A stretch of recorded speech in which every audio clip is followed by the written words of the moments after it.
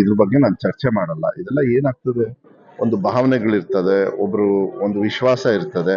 ಆದರೆ ಕಾನೂನು ಬಂದಾಗ ಕಾನೂನಿಗೆ ಬಿಟ್ಟು ಬಿಡಬೇಕಾಗ್ತದೆ. ಅದಕ್ಕೆ ನಾನು ಸ್ವಾಭಾವಿಕವಾಗಿ ನಾನು ಯಾವಾಗಲೂ ಕೂಡ ಎಲ್ಲೇ ಹೋದ್ರೂ ಹೇಳ್ತೀನಿ, ಧಾರ್ಮಿಕವಾಗಿ ನಾವು ಯಾವತ್ತೂ ಕೂಡ ಅದನ್ನ ಮಾತಾಡದೆ ಅದ್ರ ಬಗ್ಗೆ ಕಾನೂನು ಬೇಗ ತೀರ್ಮಾನ ಮಾಡಿ ಅದು ಕ್ಲೋಸ್ ಆಗಿಬಿಡ್ಬೇಕು. ಅದಕ್ಕೆ ನಾನು ಅದು ವೈಯಕ್ತಿಕವಾಗಿ ನಾನೇನು ಹೇಳ. ಆಮೇಲೆ ಯಾರು ವೈಯಕ್ತಿಕವಾಗಿ ಅದ್ರ ಬಗ್ಗೆ ಏನಾದ್ರು ವಿಶ್ಲೇಷಣೆ ಮಾಡಿದ್ರೆ ಅವ್ರು ಉತ್ತರ ಕೊಡಬೇಕಾಗುತ್ತೆ. ನನಗೆ ವಿಶೇಷವಾಗಿರ್ತಕ್ಕಂಥ ಗೌರವ ಧರ್ಮಸ್ಥಳ ಹಾಗೂ ವೀರೇಂದ್ರ ಹೆಗ್ಡೆ ಅವರ ಮೇಲೆ, ಮತ್ತು ಅಲ್ಲಿರ್ತಕ್ಕಂಥ ಪ್ರಾಂತ್ಯದಲ್ಲಿ ಸಾಕಷ್ಟು ಅಲ್ಲಿ ಉಜಿರೆ ದೇವಸ್ಥಾನನೂ ಕೂಡ ಇದೆ. ಅವೆಲ್ಲರೂ ಕೂಡ ನಮಗೆ ಭಾಳ ಗೌರವ ಕೊಡ್ತೀವಿ. ಅದು ಇಡೀ ರಾಜ್ಯದಲ್ಲಿ ದೇಶದಲ್ಲೂ ಕೂಡ ಎಲ್ಲೆಲ್ಲಿ ಇದಾಗಿ ಕೊಡ್ತೀವಿ. ಆದರೆ ಸೂಕ್ಷ್ಮ ಇರೋದ್ರಿಂದ ನಾನು ಅದು ಹೆಚ್ಚು ಚರ್ಚೆ. ಸಿಂಧೂರಲ್ಲಿ ಹೆಣ್ಣುಮಕ್ಕಳು ಇವತ್ತು ಅನಾಥರಾದ್ರಲ್ಲ, ಯಾಕಾದ್ರು ಅಂತ ಹೇಳಿ ಇದ್ರ ಬಗ್ಗೆ ನೋಡ್ಬೇಕಾವ್ರು. ಇವರಿಗೆ ಮಾನೆ ಮೇಲೆ ಇದೆಯಲ್ಲ, ಸಿಂಧೂರು ಅಂತ ಹಾಕಿದ್ದಾರೆ, ಎಲ್ಲ ಸಾವು ಆದ್ಮೇಲೆ ಬಂದು ಭಾಷಣ ಮಾಡ್ಕಿಂತ ಹೋಗಿ ಬೆಂಕಿ ಹೆಟ್ಟೋಕೆ ಕೆಲಸ ಮಾಡ್ತಾರೆ. ಯಾಕೆ ಈ ಇಶ್ಯೂ ಆಯ್ತು ಅಂತ ಹೇಳಿ ಯಾವನಾರು ಬಿಜೆಪಿಯವರು ಯಾವನಾರು ಮಾತಾಡಿದಾರ?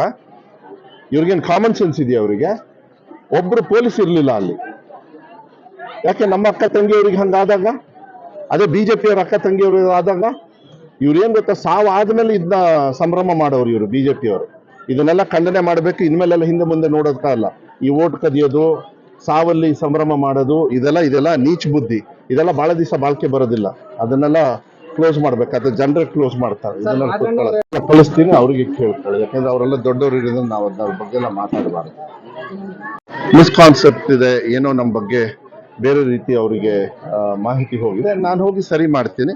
ನನಗೆ ಹೈಕಮಾಂಡಿಗೆ ಜವಾಬ್ದಾರಿ, ನನಗೆ ರೆಸ್ಪೆಕ್ಟ್ ಇದೆ ಅಂದಮೇಲೆ ಮತ್ತು ಅದಕ್ಕೆ ನಾನು ಕುತ್ಕೊಂಡು ಅದ್ರ ಬಗ್ಗೆ ವಿಶ್ಲೇಷಣೆ ಮಾಡೋದು ತಪ್ಪಾಗ್ತದೆ. ಬಟ್ ಅದರ ವಿಶೇಷವಾಗಿರ್ತಕ್ಕಂಥ ಗೌರವ ರಾಜಣ್ಣವ್ರ ಮೇಲೂ ಇದೆ.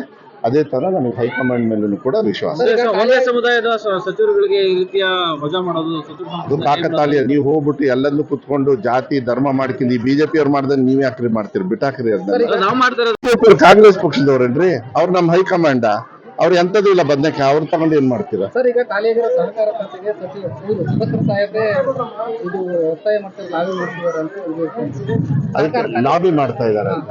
ನಮ್ಮ ಪಕ್ಷದೊಳಗೆ ಯಾರು ಲಾಬಿ ಮಾಡಲ್ಲ. ಗೌರವದಿಂದ ಕೊಡ್ತಾರೆ, ಗೌರವದಿಂದ ತಗತೀವಿ, ಗೌರವದಿಂದ ಕೇಳ್ತಾರೆ, ಗೌರವದಿಂದ ಕೊಡ್ತಾರೆ. ನಿಮಗೆಲ್ಲ ರೆಸ್ಪೆಕ್ಟ್ ಅವ್ರು ಕೊಡೋದು ಯಾಕೆ ಗೊತ್ತಾನೋ, ನಮ್ಮ ತಂದೆಯವ್ರ ಮೇಲೆ ಇರ್ತಕ್ಕಂಥ ಗೌರವ. ಭಾಷಣ ಮಾಡ್ತಾರೆ ನೋಡ್ರಿ, ಕೇಳ್ರಿ, ಹೇಳ್ತಾರೆ.